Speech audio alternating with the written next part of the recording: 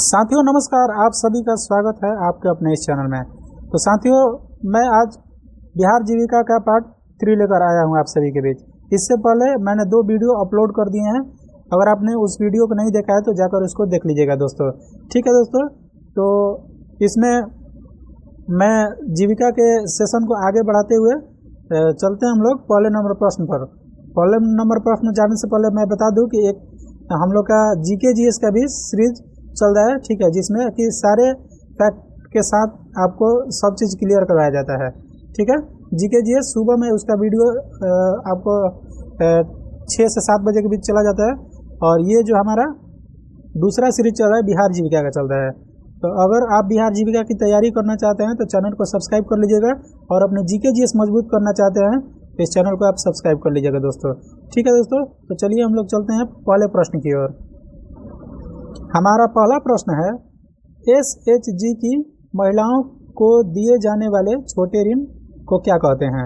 तो दोस्तों, आप सभी अगर मेरा पिछला वीडियो देखे होंगे तो उसमें मैंने सारे टर्म को, इस तरीके के टर्म को मैंने बताया है कि एसएचजी का फुल फॉर्म क्या होता है, बीओ का फुल फॉर्म क्या होता है, ये सब चीज़ का फुल फॉर्म मैंने बताया है। तो इसको कहते हैं हम लोग सेल्फ हेल्प ग्रुप, यानी कि हिंदी में कहें तो स्वयं सहायता समूह कहते हैं। ठीक है, इसमें महिलाएं जुड़ती हैं। तो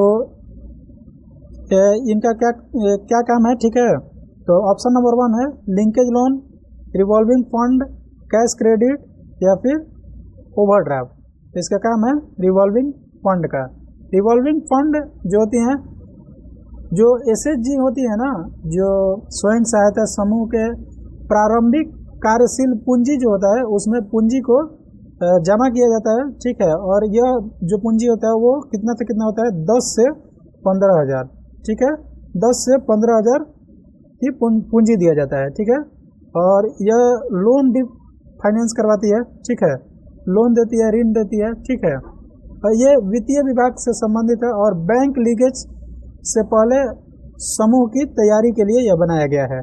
ठीक है, यह बैंक लीकेज से पहले का समूह है। जैसे बैंक लीकेज होगा ना, लिंकेज होगा आपका, उससे पहले का समूह है। अगर आपको लोन लेना है तो आप यहाँ से ले सकते हैं। ठीक है, स्वयं सहायता समूह से। ठीक है, अगला प्रश्न है हम लोग का कि जीविका के एरिया कोऑर्डिनेटर की मुख्य जिम्मेवारी क्या होती है। तो देखिए दोस्तों, पहला ऑप्शन है जिला स्तर की सभी योजनाओं की मॉनिटरिंग करना, प्रखंड स्तर पर एसएचजी, वीओ, सीएलएफ को सपोर्ट करना। अगर आपको ये टर्म समझना है तो आप हमारी पिछली वीडियो को देख सकते हैं। ठीक है, सारे टर्म को मैंने बताया है। ठीक है, राज्य स्तर की नीतियां बनाना, केवल बैंक से संपर्क बनाए रखना। देखिए, तो इसका होगा प्रखंड स्तर पर एसएचजी, वीओ और सीएलएफ, ठीक है, का सपोर्ट करना। ठीक है, देखिए ये होता है प्रखंड स्तर पर। ठीक है, जो एरिया कोऑर्डिनेटर होता है वो किस स्तर पर होता है, प्रखंड स्तर पर कार्य करता है। ठीक है, और ये इसका काम सिर्फ रिपोर्ट तैयार करना ही नहीं, लोगों को प्रोत्साहित करना है, उसका मार्गदर्शन करना। ठीक है, और बैंक लिंकेज में क्या करना, सहायता करना होता है। महिला समूह के कार्य में प्रगतिशीलता लाना, ठीक है, उनको सशक्तिकरण करना, ये सब काम एरिया कोऑर्डिनेटर का होता है। एरिया कोऑर्डिनेटर मीटिंग भी करवाता है जगह जगह पर। ठीक है, तो ये सब काम क्या होता है, एरिया कोऑर्डिनेटर का होता है। ठीक है, और ये काम करता है किस स्तर पर, तो ये प्रखंड स्तर पर करेगा दोस्तों। ठीक है, चलते हैं अगले प्रश्न की ओर। ठीक है,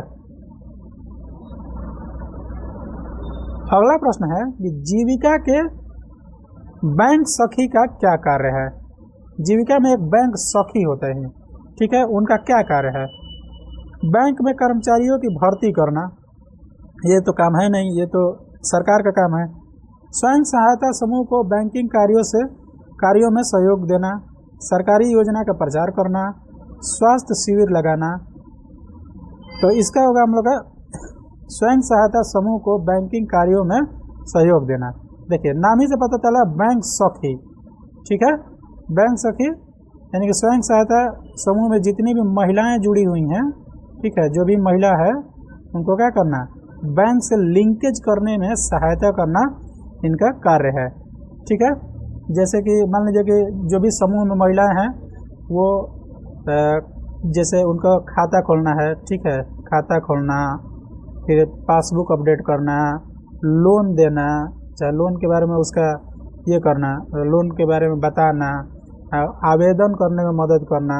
बहुत सारी महिलाओं को आवेदन नहीं करना, मतलब गांव की महिलाएं हैं, पढ़ लिखी नहीं हैं, तो मान लीजिए आप जॉब कर रही हैं, बैंक सखी हैं, तो आप उनके आवेदन लिखने के बारे में बताइए कि ऐसे आवेदन लिखिए, ऐसे कीजिए। ठीक है, मेन हेल्प का काम करना है इनका, यह काम है बैंक सखी का, बैंकिंग कार्यों में हेल्प करना इनका काम है। ठीक है, चलिए चलते हैं अगले प्रश्न की ओर। और हमारा अगला प्रश्न है, एरिया कोऑर्डिनेटर को किन किन क्षमताओं की आवश्यकता होती है। देखिए, एरिया कोऑर्डिनेटर आपको बताए हैं कि प्रखंड स्तर पर काम करता है, केवल लेखांकन ज्ञान, केवल IT कौशल, नेतृत्व, संगठन और मॉनिटरिंग, कोई विशेष क्षमता नहीं। तो इसका ऑप्शन आपको पहले ही बता दिया है कि एरिया कोऑर्डिनेटर का काम क्या है, नेतृत्व, संगठन और मॉनिटरिंग। जो एरिया कोऑर्डिनेटर या 300 प्लस सीट है ना, 300 प्लस सीट है, ठीक है, 300 कुछ है या फिर ऐसे 200 या 300 के बीच में ही है। ठीक है, तो इसमें इनका काम बहुत ज़्यादा है। ठीक है दोस्तों, जो प्रोजेक्ट मैनेजर हैं, ठीक है, जो प्रोजेक्ट मैनेजर के बाद सारा काम इन्हीं का है। ठीक है, प्रोजेक्ट मैनेजर के बाद देखिए एरिया कोऑर्डिनेटर सारे कार्यों को करेगा और प्रोजेक्ट मैनेजर को दे देगा। ठीक है, प्रोजेक्ट मैनेजर को दे देगा, और जितने भी गांव में घूम घूम कर काम है, समूह में नेतृत्व करना, संगठन करना, मॉनिटरिंग करना, बैठक करना, सारा का सारा काम इनको, प्रगति रिपोर्ट देना, समस्या का समाधान करना, टेक्निकल से लेकर हर चीज़ संगठन में जितना कार्य है वो सारा काम एरिया कोऑर्डिनेटर का है। ठीक है दोस्तों, चलिए हम लोग चलते हैं अगले प्रश्न की ओर। अगला प्रश्न है कि जीविका के अंतर्गत पशु सखी, ठीक है, पशु कौन है, ये क्या लिखा है, सॉरी हिंदी में लिख देते हैं इसको, पशु, ये पशु सखी है। ठीक है, क्या ये पशु सखी का मुख्य कार्य क्या होता है, महिला समूहों को ऋण देना, पशुपालन से संबंधित तकनीकी सहयोग देना, बच्चों को शिक्षा देना, पंचायत चुनाव में मदद करना। तो इसका मेन काम है कि पशुपालन से संबंधित तकनीकी सहयोग देना।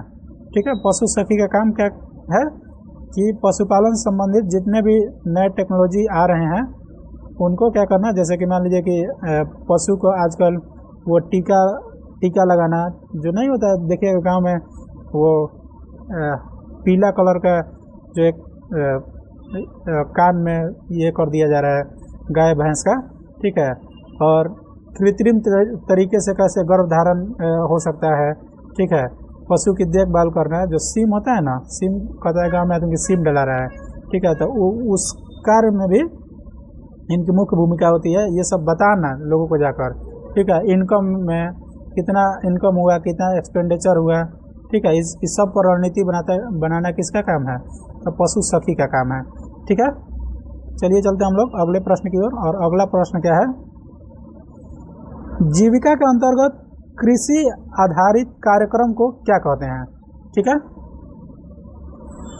कृषि मित्र योजना, सिस्टम ऑफ रूट इंटेंसिफिकेशन यानी कि SRI, देखिए इसका फुल फॉर्म याद रखिएगा। ठीक है ना, सिस्टम ऑफ रूट इंटेंसिफिकेशन। ठीक है, ग्रीन रेवोल्यूशन प्रोग्राम या रूरल कृषि अभियान। तो ये होगा सिस्टम ऑफ रूट इंटेंसिफिकेशन। ठीक है, देखिए SRI टेक्निक जो है वो है धान उत्पादन से, किससे, ये धान उत्पादन से संबंधित है। ठीक है दोस्तों, ये किससे संबंधित है जी, जैसे कि इसमें कम बीज लगे, ठीक है, कम पानी लगे, लेकिन उत्पादन क्या हो, कम पानी कम बीज और उत्पादन अधिक हो, और इसके लिए बढ़ावा देना। ठीक है, यह इसका काम है। ठीक है, अब चलते हैं अगले प्रश्न की ओर। अगला प्रश्न है, जीविका के अंतर्गत कम्युनिटी मोबिलाइजर का कार्य है। ठीक है, देखिए कम्युनिटी मोबिलाइजर जिला स्तरीय योजना बनाना, स्वयं सहायता समूह गठन और महिलाओं को जोड़ना, बजट बनाना या केवल बैंक से ऋण देना।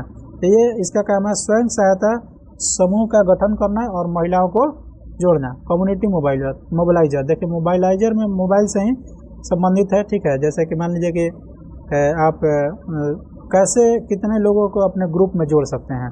ठीक है, ये सबसे बेसिक जो होता है ना, बेसिक स्तर का क्या है, बेसिक स्तर का काम है इसका। ठीक है, इसका जो कैडर है एकदम बेसिक स्तर का है।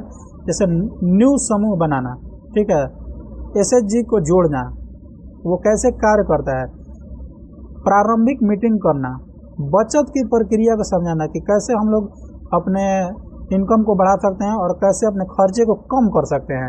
ये सब जो बेसिक काम है ये कम्युनिटी मोबिलाइजर का काम है। ठीक है, चलिए चलते हैं अगले प्रश्न की ओर।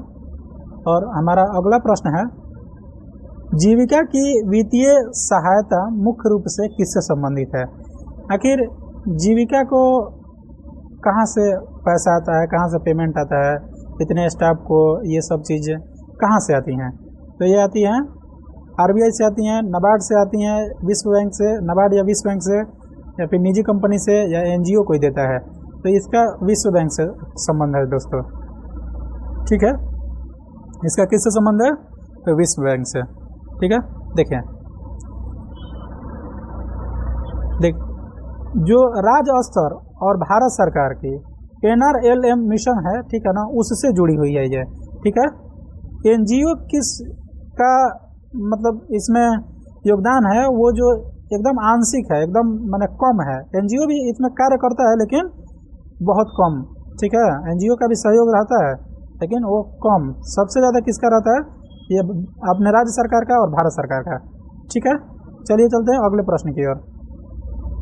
अगला प्रश्न है कि जीविका में स्वयं सहायता समूह की मासिक बैठक का उद्देश्य क्या है। देखिए, जब भी आपका जीविका में नौकरी हो जाएगा, ठीक है ना, तो उसमें आपको मासिक हमेशा बैठक करवाना पड़ेगा। मान लीजिए आप एरिया कोऑर्डिनेटर हो गए, ठीक है, एरिया कोऑर्डिनेटर हो गए, ठीक है ना, तो आपको हमेशा क्या करना पड़ेगा, बैठक करवाना पड़ेगा, हमेशा लोगों को समझाना पड़ेगा। मैंने सरकार के स्कीम के बारे में आपको लोगों को पुनर्बलन देना है और उनको लोग तक, जन तक पहुंचाने का कार्य करना है। ठीक है, गाना बजाना होता है, बचत, ऋण और योजना की समीक्षा करना, केवल राशन या केवल सरकारी भाषण। देखिए अभी आपको बताया कि कैसे बचत हो सकता है, हमारी इनकम कैसे बढ़ सकती है, एक्सपेंडिचर कैसे कम हो सकता है। ठीक है, ऋण देना कि आप कैसे ऋण ले सकते हैं, बैंक से कैसे जुड़ सकते हैं, बैंक से क्या कर बैंक आपके लिए क्या क्या करता है, बैंक से आप कैसे आप अपने जीवन यापन को सुधार सकते हैं। ठीक है, ये जीविका के बैठक में ये सब बातें होती हैं। और योजना जो भारत सरकार या फिर राज्य सरकार की योजना है, उन योजनाओं से आप लाभ कैसे उठा सकते हैं, इनकी समीक्षा करना और इसके बारे में लोगों तक, जन तक पहुंचाने का काम बैठक में किया जाता है। और जो उसके कोऑर्डिनेटर हैं उनको ये ट्रेनिंग देनी होती है। ठीक है, चलिए चलते हैं अगले प्रश्न की ओर। अगला प्रश्न है कि एरिया कोऑर्डिनेटर को किस प्रकार की रिपोर्ट बनानी होती है। देखिए, जो भी एरिया कोऑर्डिनेटर रिपोर्ट लेकर आएगा लोगों के बीच से, ठीक है, तो उसको रिपोर्ट बनाकर अपने प्रोजेक्ट मैनेजर को देना होता है। ठीक है, तो केवल मौखिक होता है, वित्तीय व प्रगति रिपोर्ट होता है, राजनीति से कोई मतलब है नहीं, या कोई रिपोर्ट ही नहीं देना होता है। तो देखिए, इसमें देना होता है वित्तीय। ठीक है ना, कि कितने लोग जुड़े, ठीक है, कितना पैसा आया स्वयं सहायता समूह में और कितने लोग को लोन मिला। ठीक है, ये सब चीज़ों को रिपोर्ट बनाकर एरिया कोऑर्डिनेटर क्या किया जाता है, भेजना होता है। ठीक है ना, एरिया कोऑर्डिनेटर किसको भेजेगा, अपने प्रोजेक्ट मैनेजर को। ठीक है, और प्रोजेक्ट मैनेजर इस चीज़ को देखेगा और इम्प्लीमेंट करेगा। ठीक है दोस्तों, समझ में आ रहा है। अगर आपको हमारी वीडियो अच्छी लग रही हो तो आप लाइक, शेयर, और आप जो भी जीविका की तैयारी करते हैं या फिर जीके जीएस का तैयारी करते हैं या फिर कोई भी एग्ज़ाम का तैयारी करते हैं, उनको रिकमेंड कीजिएगा। और ऐसे ही रोज आपको वीडियो जाएगा। और जो विषय से संबंधित वीडियो है ना दोस्तों, विषय से, ठीक है, जीविका में जो विषय से, इसको मैं 10 से 15 वीडियो यहाँ पर अपलोड करूँगा। और ये 10 से 15 वीडियो में आपका कोई भी प्रश्न 20 नंबर में छूटेगा नहीं आपका, ठीक है, ये 20 नंबर में छूटेगा नहीं। फिर उसके बाद हमको लग रहा है कंप्यूटर पूछता है, ठीक है ना, तो कंप्यूटर को मैं दो चार क्लास में बता दूंगा, जो बेसिक चीज़ें हैं जो आपके एग्जाम के पॉइंट ऑफ व्यू से बहुत इम्पोर्टेंट होंगी, उसको मैं छांट कर आपके बीच लाने का प्रयास करूंगा दोस्तों, ठीक है। चलिए चलते हम लोग अगले प्रश्न की ओर। अगला प्रश्न है कि जीविका में स्वयं सहायता समूह से क्लस्टर लेवल फेडरेशन CLF, देखिए ये सब टर्म आप याद रखिएगा क्योंकि एग्जाम में पूछेगा कि CLF स्टैंड फॉर या फिर CLF का फुल फॉर्म क्या है, ठीक है। तब का अगला संरचनात्मक स्तर कौन सा है, ठीक है, तो वो आपका जैसे VO ग्राम सभा, यानी कि सबसे पहले कौन सा होगा, पहले विलेज ऑर्गेनाइजेशन होगा, ग्राम सभा होगा, या फिर CLF होगा, स्वयं सहायता समूह होगा, विलेज ऑर्गेनाइजेशन होगा, या फिर CLF होगा। देखिए CLF प्रखंड स्तर पर काम करता है, स्वयं सहायता समूह ग्राम स्तर पर, VO ग्राम स्तर पर, ठीक है। तो इसमें आपका ऑप्शन नंबर B हो जाएगा, ठीक है दोस्तों, ऑप्शन नंबर B हो जाएगा। स्वयं सहायता समूह का नेतृत्व और जो भी मतलब निर्णय क्षमता ये सब कौन लेती है, तो महिलाएं लेती हैं, ठीक है। महिलाओं को अपने निर्णय नेतृत्व करने के लिए आगे बढ़ाने का काम आपको जीविका द्वारा किया जाता है। बहुत सारे गांव में एकदम गरीबी रेखा से नीचे महिलाएं हैं, ठीक है, जो कि अपना बिल्कुल मतलब बेसिक सरकार की चीज़ों को नहीं जानती है, तो सरकारी योजनाओं की जानकारी दी जाती है यहाँ पर, ठीक है, क्लस्टर लेवल फेडरेशन पर में, ठीक है। चलिए चलते हैं, समझ में आ रहा है ना दोस्तों। देखिए पूरा जीविका का जो सिलेबस है जो 20 नंबर का, वो आपको जीविका से संबंधित जितने भी योजनाएं, सरकार से संबंधित जितने भी योजनाएं हैं, वो सारे योजनाओं को लोगों तक पहुंचाने का काम करती है, ठीक है। और इसकी सहायता राज्य सरकार और केंद्र सरकार, और फंडिंग जो होती है विश्व बैंक और नाबार्ड से होती है, ठीक है। अगले प्रश्न की ओर चलते हैं। एरिया कोऑर्डिनेटर का कौन सा तकनीकी कमिटमेंट इस पद के लिए अनिवार्य माना जाता है, देखिए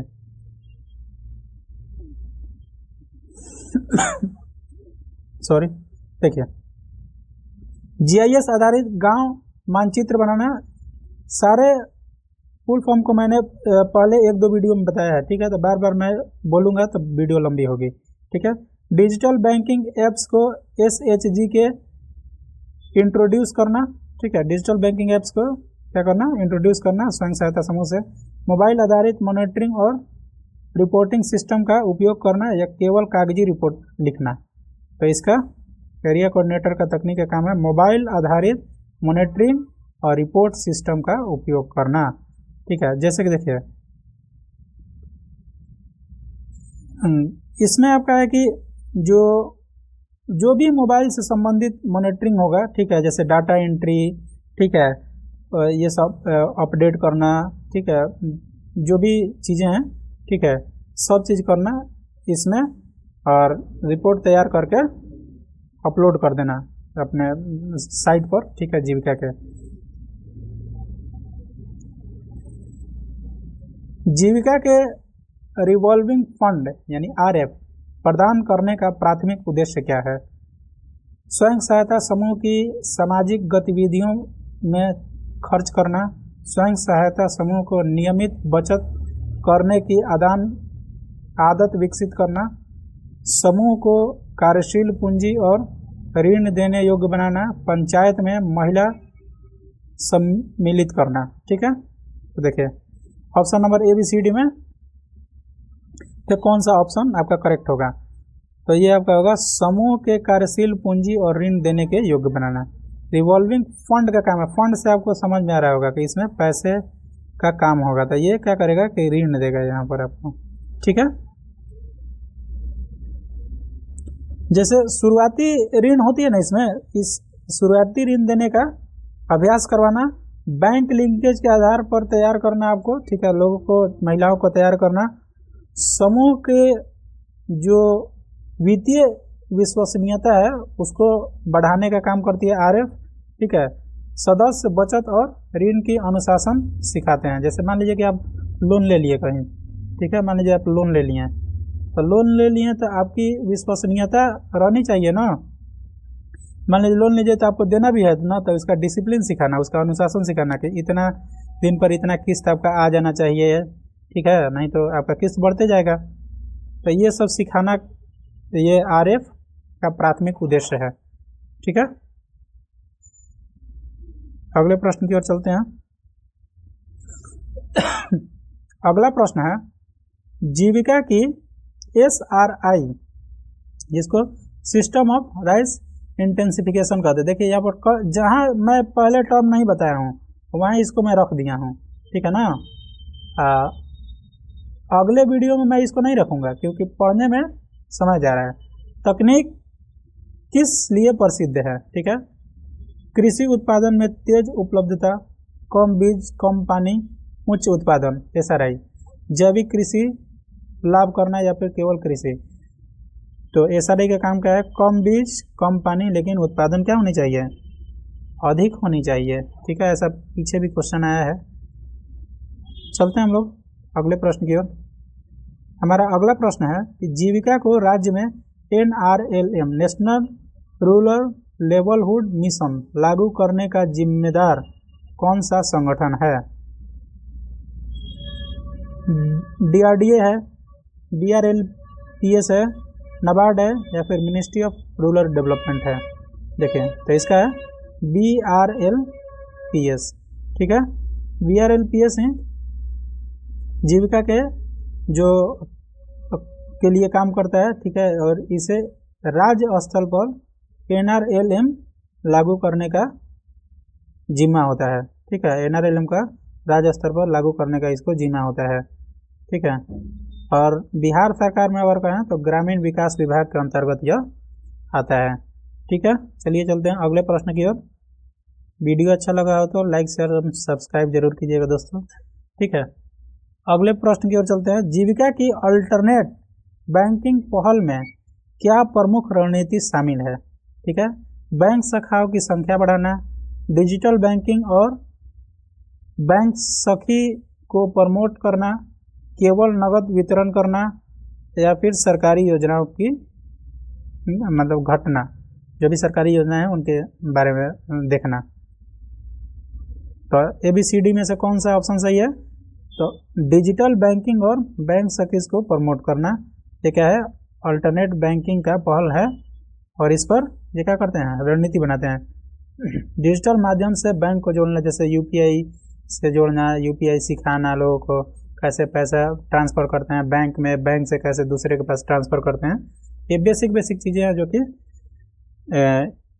ये अल्टरनेट बैंकिंग काम करते हैं उस पर, ठीक है। चलिए चलते हैं अगले प्रश्न की ओर। अगला प्रश्न है कि जीविका का मुख्यालय कहाँ है। तो देखिए जीविका से संबंधित जितने भी आपके राज्य स्तरीय मॉनिटरिंग होंगे वो सारा का सारा पटना से होता है। कहाँ से होगा, पटना, जो कि बिहार की राजधानी है, ठीक है। जितने भी जिला हैं, 38 जिला है ना बिहार में, ठीक है, 3800 जिला का प्रबंधन इकाई कहाँ है, वो पटना में है, ठीक है, वो पटना में ही है, ठीक है। अगले प्रश्न की ओर चलते हैं हम लोग। अगला प्रश्न है कि स्वयं सहायता समूह को दिया जाने वाला RF सामान्यतः कितनी राशि का होता है। जैसे मान लीजिए आपको समूह में पैसा जमा करना है ना, रिवॉल्विंग फंड देना है, तो आप उसमें से कितना पैसा ये कीजिएगा, ठीक है। तो उसमें RF अगर जमा करना है आपको तो सामान्यतः राशि होती है 1000 से 2000 होती है कि 5000 से 7000, तो 10000 से 15000 इसका RF होता है, ठीक है। देखिए गांव में सुने होंगे आप लोग कि समूह से पैसा निकाल कर काम करेंगे हम लोग, ठीक है। छोटे ऋण उपलब्ध करवाता है ये, ठीक है, छोटी 10-15 हज़ार का ऋण उपलब्ध करवा देगा आपको और आप आराम से छोटा छोटा काम कर सकते हैं, ठीक है। जमा भी करना होता है, निकालना भी होता है, ठीक है। बिहार जीविका के अंतर्गत बिहार जीविका के वर्तमान सीईओ 2025 तक कौन है? ठीक है, तो अभी जो 2025 चल रहा है इसके वर्तमान सीईओ कौन है? तो अरविंद कुमार चौधरी। याद रखिएगा, एग्जाम में पक्का पूछ सकता है ये। ठीक है, ये तो इम्पोर्टेंट मार्क कीजिएगा। ठीक है, क्योंकि फैक्चुअल बेसिस क्वेश्चन है तो बहुत लोग को पता भी नहीं होगा। अरविंद कुमार चौधरी, राहुल कुमार, सुशील कुमार, मनीष कुमार, तो कौन है? तो ये आपके हैं राहुल कुमार। ठीक है, आईएएस हैं ये। ठीक है, ये आईएएस ऑफिसर है। आज के अंतिम प्रश्न पर चलते हैं, और आज का हमारा अंतिम प्रश्न है कि मनरेगा के तहत बिहार में एक दिन का मजदूरी, ये मैंने पहले क्लास में ही बताया, अगर मेरे पिछले क्लास में आप लोग देखे होंगे तो इसके बारे में इसके आंसर बता सकते हैं। तो मैं चाहूँगा कि इसको आप कमेंट बॉक्स में बताइएगा दोस्तों। ठीक है, अगर मैं इसको आप इस प्रश्न को आप कमेंट बॉक्स में बताइएगा। ठीक है, कि इसका मनरेगा का मिनिमम मजदूरी कितना है। ठीक है दोस्तों, वीडियो आपको अच्छी लगी हो तो लाइक शेयर सब्सक्राइब कीजिएगा, और आज के लिए इतना ही। मिलेंगे हम लोग अगले क्लास में अगले कुछ महत्वपूर्ण प्रश्नों के साथ। ठीक है दोस्तों, ओके, बाय बाय। और इसका PDF मैं टेलीग्राम पर शेयर कर दूंगा, जो कि आपको डिस्क्रिप्शन बॉक्स में टेलीग्राम का लिंक मिल जाएगा दोस्तों। ठीक है, बाय बाय।